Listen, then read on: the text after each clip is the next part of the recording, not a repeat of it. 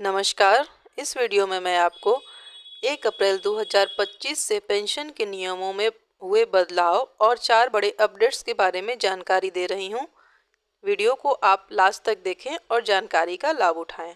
1 अप्रैल 2025 से पेंशन नियमों में बड़े बदलाव होने जा रहे हैं।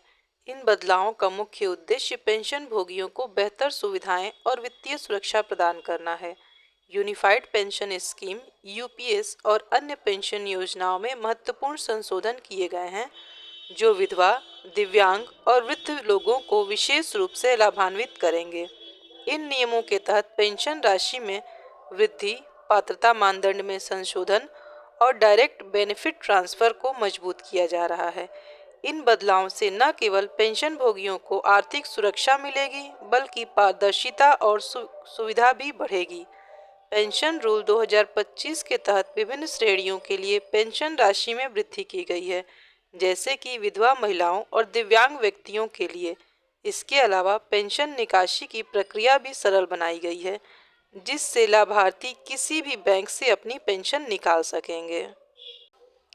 पेंशन राशि में वृद्धि।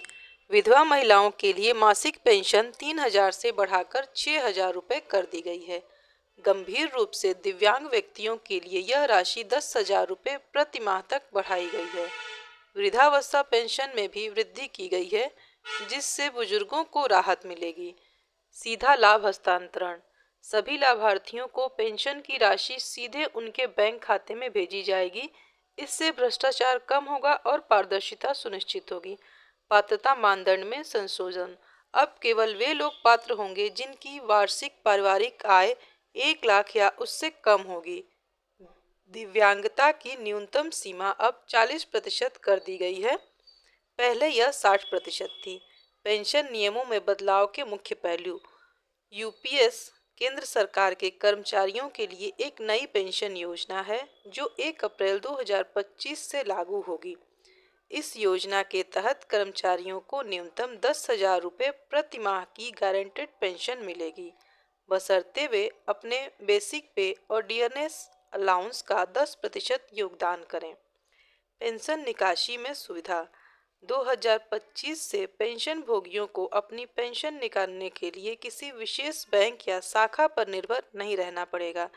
नए नियमों के तहत पेंशन भोगी देश के किसी भी बैंक या शाखा से अपनी पेंशन निकाल सकेंगे। पेंशन पेमेंट ऑर्डर को ट्रांसफ़र करने की आवश्यकता नहीं होगी। पेंशन तुरंत क्रेडिट हो जाएगी, बिना किसी अतिरिक्त वेरिफिकेशन के।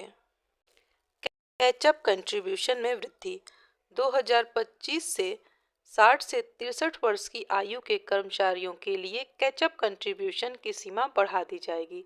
नए नियम के अनुसार 60 से 63 वर्ष की आयु के लिए कैचअप लिमिट 11,250 रुपये होगी।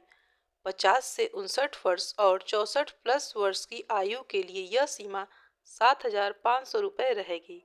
यह बदलाव कर्मचारियों को रिटायरमेंट से पहले अधिक बचत करने का अवसर प्रदान करेगा। पेंशन योजनाओं के लाभ। वित्तीय सुरक्षा। पेंशन राशि में वृद्धि से वृद्ध, विधवा और दिव्यांग लोगों को वित्तीय सुरक्षा मिलेगी। डीबीटी के माध्यम से पेंशन की राशि सीधे बैंक खाते में जमा होगी, जिससे भ्रष्टाचार कम होगा। पेंशन निकासी की प्रक्रिया सरल होगी, जिससे लाभार्थियों को किसी भी बैंक के पेंशन निकालने की सुविधा मिलेगी। लंबी अवधि के पार्ट टाइम कर्मचारियों को भी पेंशन योजना में शामिल किया जाएगा। पेंशन योजना के लिए आवेदन करने के लिए कुछ दस्तावेजों की ज़रूरत होगी, जैसे आय प्रमाण पत्र, आयु प्रमाण पत्र, दिव्यांगता प्रमाण पत्र यदि लागू हो, विधवा प्रमाण पत्र यदि लागू हो, बैंक खाता विवरण। पेंशन योजनाओं के लिए आवेदन प्रक्रिया। पेंशन योजनाओं के लिए आवेदन ऑनलाइन और ऑफलाइन दोनों माध्यमों से किया जा सकता है। ऑनलाइन आवेदन आधिकारिक वेबसाइट पर जाकर ऑनलाइन फॉर्म भरें। ऑफलाइन आवेदन निकटतम सरकारी या कार्यालय या बैंक शाखा में जाकर आवेदन पत्र प्राप्त करें और भरें। पेंशन नियमों में बदलाव का प्रभाव। आर्थिक सुरक्षा। पेंशन राशि में वृद्धि से लाभार्थियों को आर्थिक सुरक्षा मिलेगी।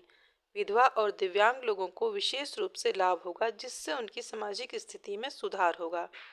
डीबीटी के माध्यम से पारदर्शिता और प्रशासनिक कुशलता में वृद्धि होगी। पेंशन नियमों के लिए भविष्य की योजनाएं, पेंशन राशि में वृद्धि, नई पेंशन योजनाएं। सरकार भविष्य में पेंशन राशि में और वृद्धि कर सकती है। सरकार नई पेंशन योजनाएं शुरू कर सकती है जो विभिन्न श्रेणियों के लोगों को लाभान्वित करेगी। डिजिटलीकरण, पेंशन प्रणाली को और अधिक डिजिटल बनाने के प्रयास किए जा सकते हैं। उम्मीद करती हूँ यह वीडियो आपको ज़रूर पसंद आया होगा। यदि आप मेरे चैनल पर पहली बार आए हैं तो मेरे इस चैनल को सब्सक्राइब कर लें ताकि इस तरह की बेहतरीन जानकारी आप तक समय से पहुंचती रहे। अगर वीडियो पसंद आता है तो इसे लाइक ज़रूर करें, और इससे कुछ भी संबंधित जानकारी चाहिए या कुछ भी बताना है, पसंद आ रहा है वीडियो, तो कमेंट बॉक्स में कमेंट करके ज़रूर बताएं। Thank you.